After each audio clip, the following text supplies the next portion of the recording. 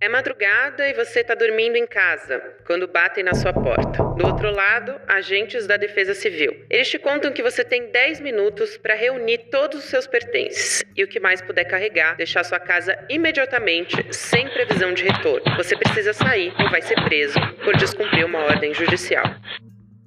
Desde a última quarta-feira, 29 de novembro, moradores do bairro do Mutange, em Maceió, foram obrigados a deixar suas casas por causa de um risco de desabamento da mina 18 da Braskem, localizada na Lagoa Mundaú. A informação que temos é que a área foi evacuada, mas cerca de 23 residências seguem ocupadas, porque a população não foi incluída na lista de indenizações, né? E resistem a deixar os seus lares, e muitas pessoas também moram nas redondezas. Nós moramos no fundo da mina. Daqui, meu quintal é a lagoa. Pra mina, é 600 metros, 700 metros. Nós não sabemos o que vem. E o sustenta a gente? Como é que a gente vai sustentar a família?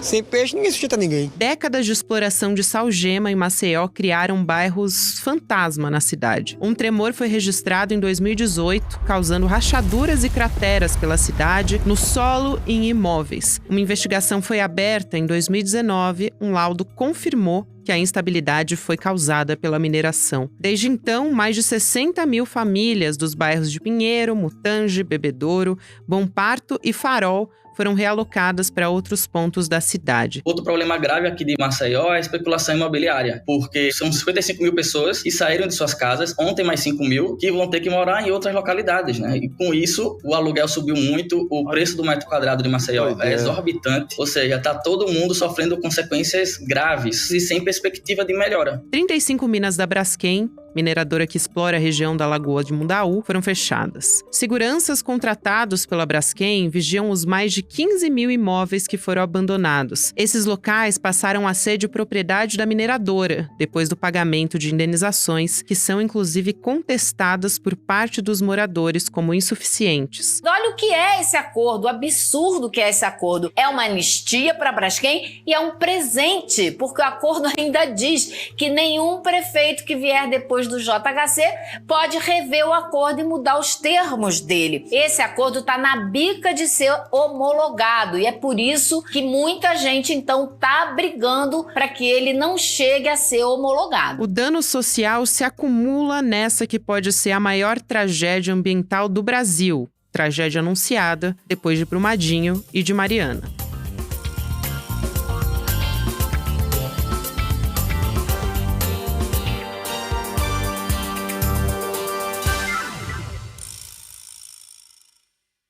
Terça-feira, 5 de dezembro de 2023.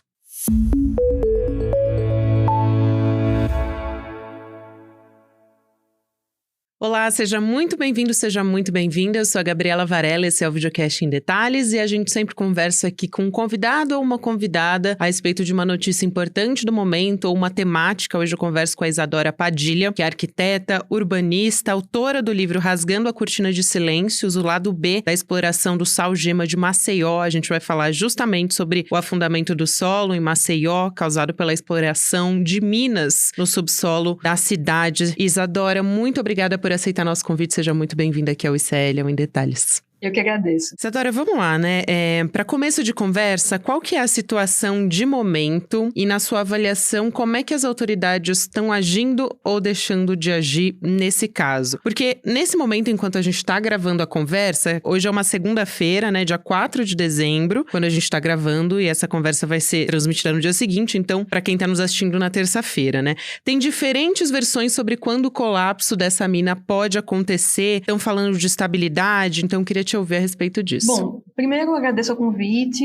Quero dizer que quanto mais oportunidade nós tivermos de divulgar o que está acontecendo, melhor. Espero que as pessoas que estejam assistindo façam um bom uso das informações que vão ser repassadas aqui e que divulguem bastante também, porque uma das coisas que vem acontecendo é a disseminação de informações de qualidade duvidosa, fake news, a geração de pânico. Esses dias aconteceu de maneira muito intensa aqui. Vamos às atualizações mais recentes. Quem tem visto o o que tem acontecido, tem percebido que gerou-se um grande interesse na imprensa pela questão da subsidência e a crise dessa mina, particularmente em Maceió. Subsidência, para quem não está muito acostumado com o termo, é o afundamento do solo. De primeiro momento, houve um oficiar da empresa para a Defesa Civil de Maceió em relação à possibilidade de colapso, de ruptura abrupta de uma mina, uma das 35 minas de mineração de salgema que existem no subsolo da cidade, embaixo de 5 bairros da cidade de Maceió, e uma delas, que é essa mina 18, foi oficiada com o risco de ruptura, o risco abrupto. Isso foi na quarta-feira da semana passada.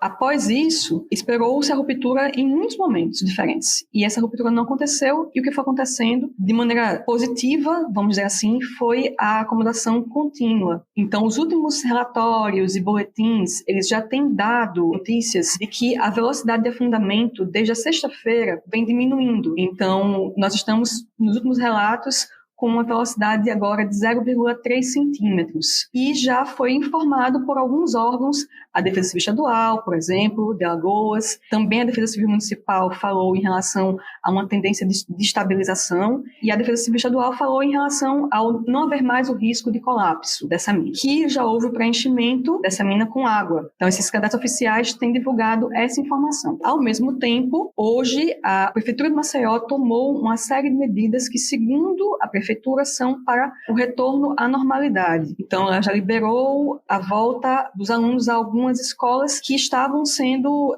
ocupadas por pessoas que precisaram de abrigo. Então, essa é a situação atual, mas ainda não foi liberada a volta dos moradores, por exemplo. Os avisos em relação a evitar a área continuam, os bloqueios, etc. Então, é um quadro com um encaminhamento, mas ainda não está definitivo, ainda não existe uma sensação de segurança das pessoas da cidade, muito menos dos moradores que saíram em relação a voltar aos lugares, né? A voltar a ocupar os lugares em torno da área de risco. E aí eu te pergunto também o seguinte, Isadora, a situação, ela tá, assim, não é de hoje, né? Que a gente sabia. O Serviço Geológico tinha identificado como é que estava a área no monitoramento, e esse território que a gente tem hoje é o equivalente a 20% da cidade, né? E aí você pode me corrigir aqui na informação se não tiver exatamente correta. Não equivale a 20% da cidade, na verdade. São 5 bairros da cidade, Maceió possui 50 bairros,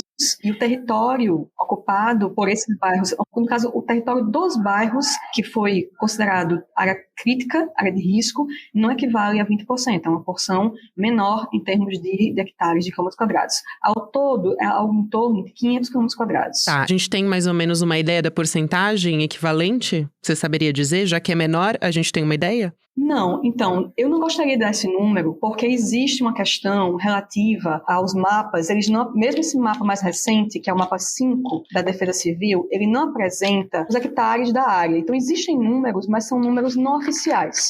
O número oficial são em torno de 500 hectares, mas o número oficial no mapa que existe, né, oficial, são 322 hectares. Como houve essa alteração agora do mapa recente, eu prefiro não falar em números, porque eu acho que a Defesa Civil ainda vai, talvez, atualizar isso a partir do estudo do CPRM, que está aqui. Existe uma matéria que saiu recentemente, dizendo que no dia 11 aguarda-se um certo relatório ou algum resultado desses dados. Então, eu prefiro que esses dados saiam oficialmente do que colocar aqui essa informação sem que eles tenham saído por um canal oficial. Aí só pra gente deixar claro pra quem tá nos ouvindo, porque a gente dizer mapa 5 pras pessoas é muito abstrato, né? Então, pra deixar mais didático, acessível pra quem tá nos assistindo, quando você diz mapa 5, a gente tá falando do mapa mais atualizado da Defesa Civil que tá fazendo esse monitoramento. É isso, né? Isso. Na semana passada, após o colapso da mina, havia um mapa em vigência e esse mapa foi atualizado pela Defesa Civil. Esse mapa é chamado de versão 5 e é ele que está vigente agora, nesse momento. Nós não sabemos se ele vai ser alterado,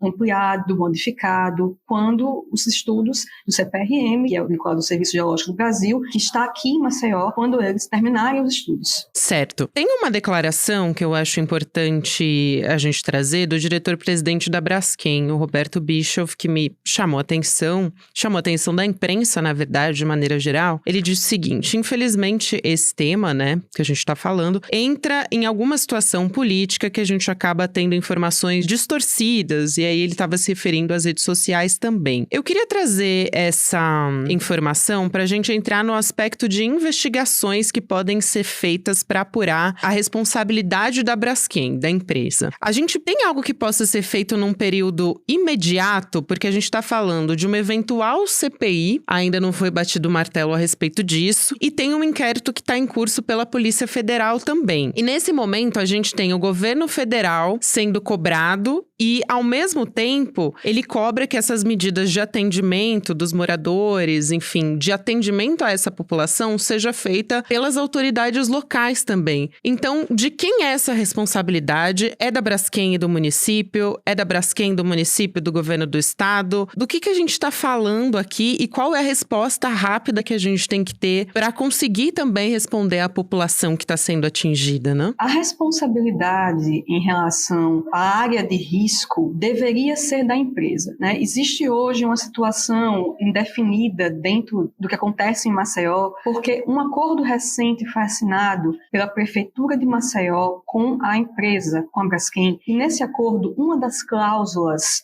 para a indenização que a Braskem acordou com a prefeitura, uma das cláusulas coloca que, a partir do momento da assinatura, o que vier a acontecer deixa de ser responsabilidade da empresa e passa a ser da prefeitura, uma vez que ela aderiu ao acordo. Então, teoricamente, eu não sou da área jurídica e não quero entrar em searas que eu não vou conseguir responder, mas, teoricamente, uma vez que já houve, inclusive, pagamento de parcela do acordo pela empresa à prefeitura, teoricamente, essa responsabilidade, a empresa ela não teria mais, uma vez que a prefeitura passou a se responsabilizar pelo que acontecesse dali em diante. Então, fica que a responsabilidade por esse atendimento na cidade passa a ser do município, pois isso constou desse instrumento jurídico. Como eu disse, não é minha área, não sou advogada, seria interessante que alguém pudesse falar melhor até do Ministério Público Federal, que é quem tem sido o fiel da balança, o aval em todos esses acordos com a empresa, desde o primeiro que foi assinado,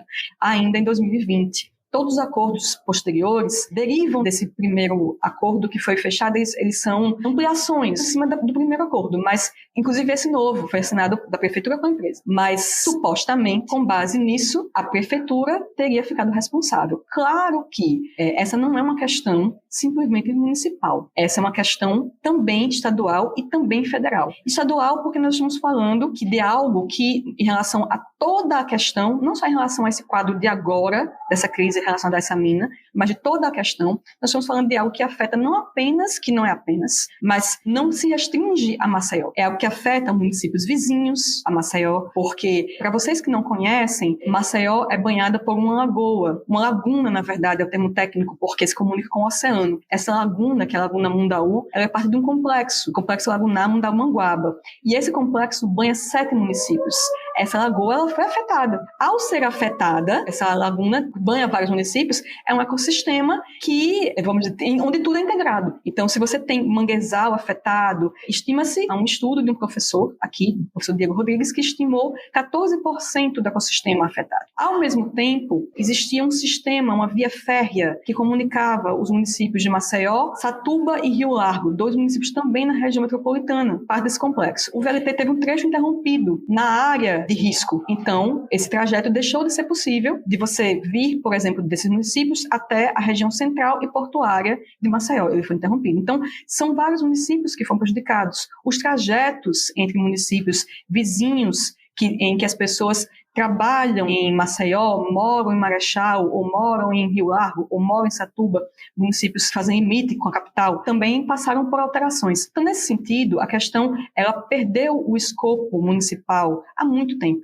e ganhou um escopo estadual, em que o Estado precisa atuar. Eu vou dar um exemplo simples disso. Quando nós estamos falando, por exemplo, em relação à questão do escopo, nós estamos falando que, nessa crise, a região lagunar, a Marinha teve que atuar nisso. A Marinha teve que, naquele local, fazer contenção, colocar boias, por exemplo. E, ao fazer isso, nós estamos falando de uma instância de apoio que não é do município, nessa crise mesmo. Então, isso diz que esse escopo não é mais municipal, o atendimento não é mais só municipal. E aí nós estamos falando também de algo federal, porque é necessário que esses órgãos tragam alguns tipos de auxílio. Houve reunião da Caixa Econômica para poder falar sobre os investimentos na área. O CPRM veio para cá para fazer esses estudos. Então, assim, não se pode mais falar que as respostas serão dadas apenas pelo município. Há vários órgãos de instâncias públicas, municipal, estadual e federal, que precisam dar respostas em relação a questões diferentes, aspectos diferentes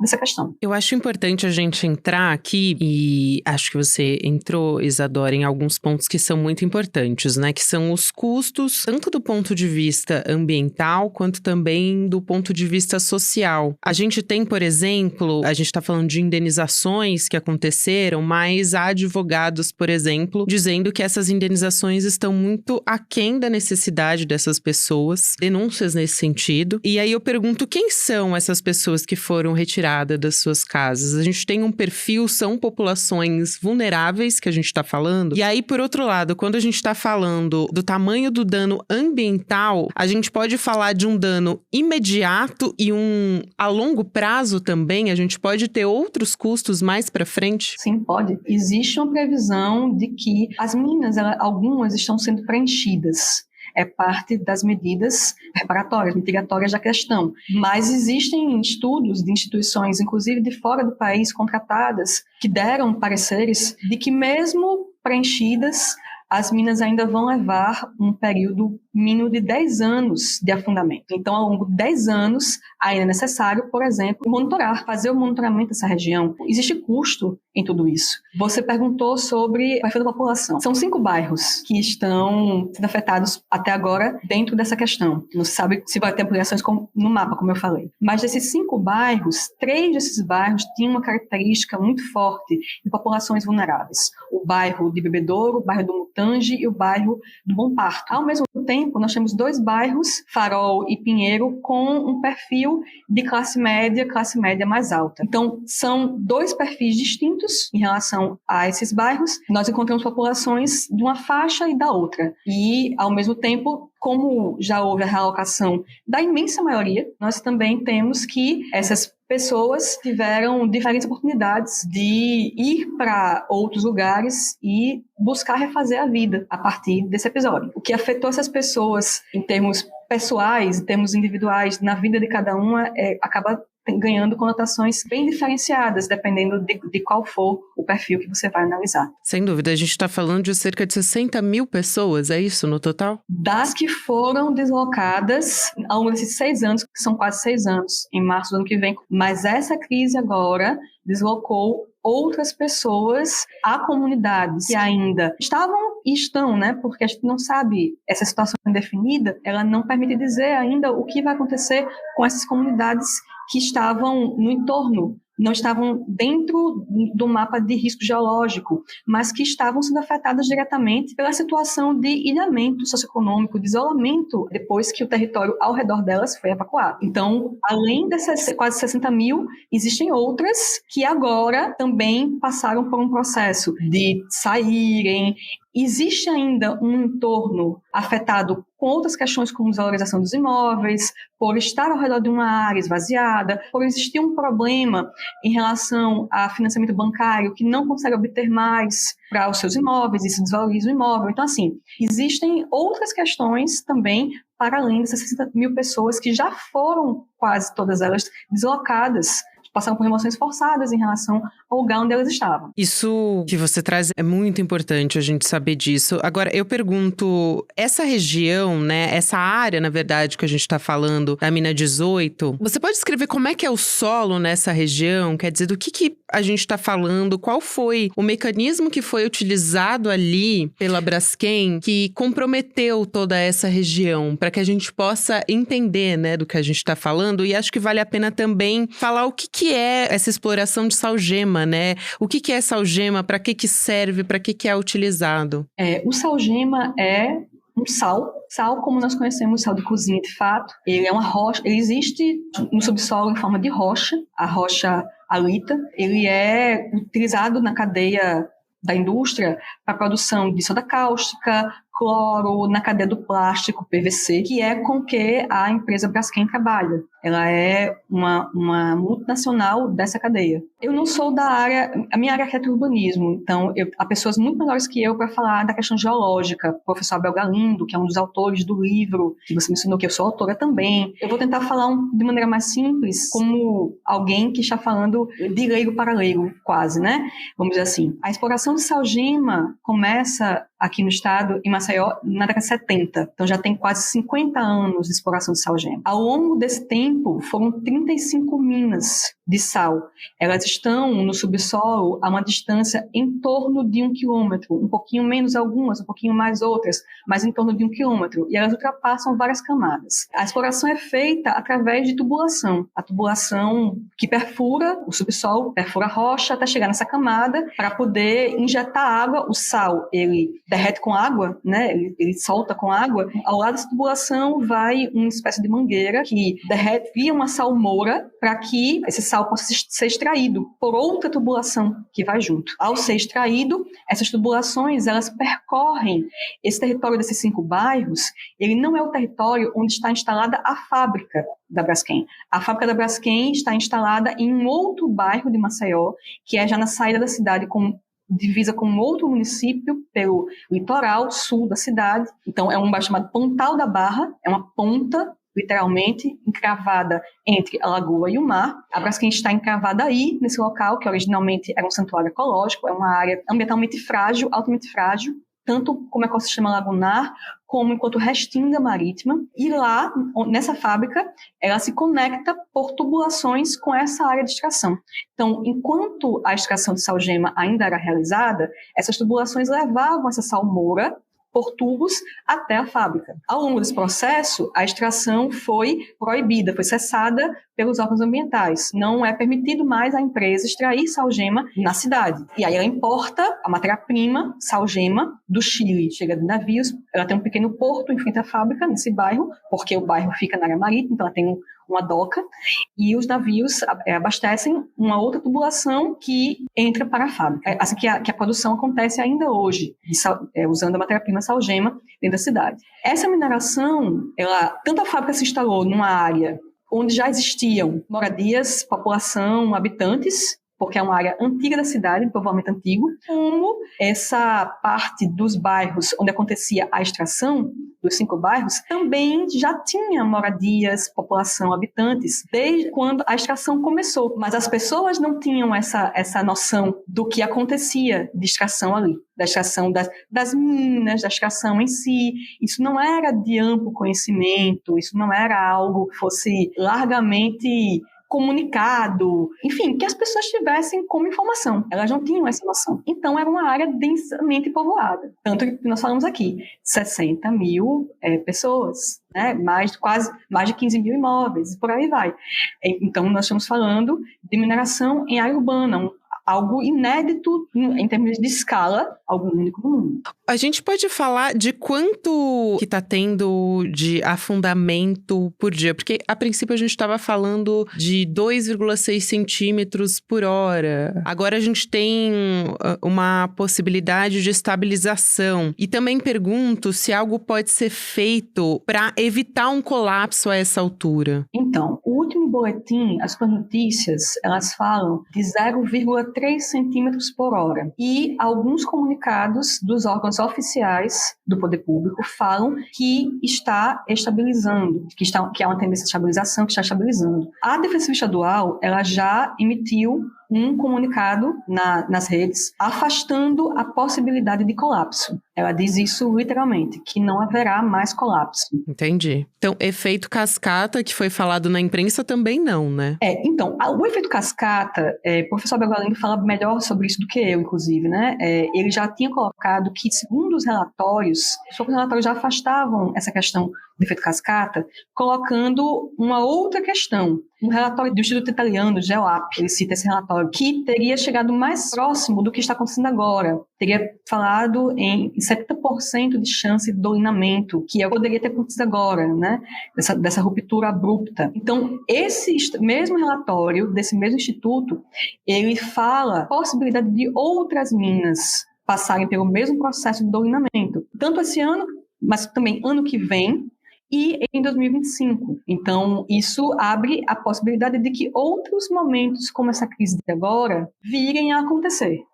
Não como um efeito cascata, mas como algo de cada mina individualmente, vamos dizer. Não sei se se pode falar em termos de evitar, mas a empresa vinha fazendo essa parte. Também é algo que é inédito. Houve um engenheiro de mecatrônica que, inclusive, trabalhou na empresa, que deu uma entrevista aqui, localmente, e ele fala que esse processo também é um processo inédito. Assim como o caso em si é um caso inédito, o processo de preenchimento é também algo inédito. Então, também é algo que vai ter que se monitorar, se aguardar o quanto vai funcionar, o quanto isso será efetivo, como será com esse preenchimento, como as minas vão se comportar com esse preenchimento.